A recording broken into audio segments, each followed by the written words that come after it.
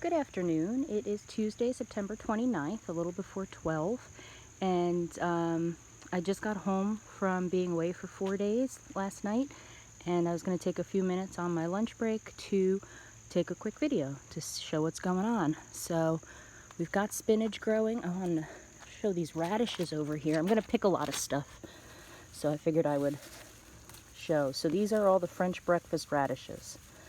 So I'll pick all of these, and I might get another round of the small ones in before it's too cold. I don't think the Easter egg ones did that great, but we'll see. I did plant a lot more greens that are winter hardy, so I've got some kale coming in and a couple romaines. The bok choy and the mustards are doing well. I thinned the arugula the other day. I don't know, it's not bouncing back very well, but I'm actually going to be planting more arugula. And the leafy green's doing well also. I went through and treated all of the broccoli and cauliflower plants with some BT spray, so we'll see if they survive. I did plant some more mesclins that are sprouting, and I'm going to take out that one over there and plant some arugula because that's a very good cold weather thing. These were supposed to be microgreens. I'm obviously behind, so I need to get those cut down soon. And then, ooh, look at that. You can see a little white part of the turnip coming up, like popping through. That's pretty cool. And these are the beets. So, and then I planted spinach here. Spinach is a good companion for strawberries. And those are the chard. The chard's doing well, and I think I planted more spinach in there too. So, all right. I was very impressed when I came back after 4 days. The difference when I had gone away for 10 days earlier in the month, I came back and was very sad, but this time I came back very pleasantly surprised. So we got lots of tomatoes to pick, and the rain's going to get harder, so I want to get them picked since I haven't watered in 4 days. I don't want them to split too much. So these are, oh, I wanted to show you also this. This is patty pan squash. See how cute it is? So I'm excited about that.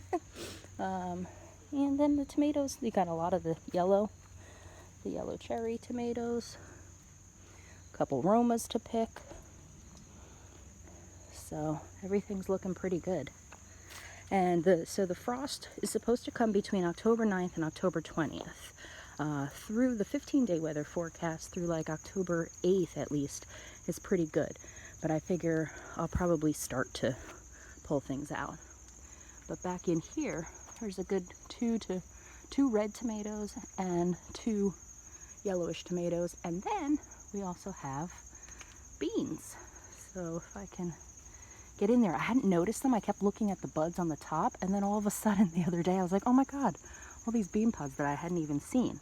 So a small one here, some over here, a few more up there. So the beans are really doing well, which is good because the peas are not doing as well. But I did learn last week that here's one, snap pea, that the fall crop of peas do not do as well as the spring crop.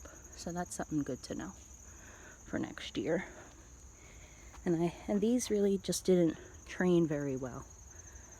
So I'm hoping that next year I'm going to use like a chicken wire so that they can hook on better. So. But they still have some time. I'm going to pick all these cucumbers because I think they're done growing. They haven't really grown, and obviously the plants are dying. And over here, some squash plants. I know we have a couple. Oh, here's the round squash. Look how cute that is. So got a round squash on there, and and a green zucchini right there. And then we have another patty pan squash in there, and then 2 green zucchini that I need to pick because it looks like that one's going to break the branch. So 2 nice green zucchini. We got a bunch of grape tomatoes that are red, which is cool because they had been taking a long time. So I have a bunch to pick there. The eggplants look fantastic. More red tomatoes over there on the Rutgers.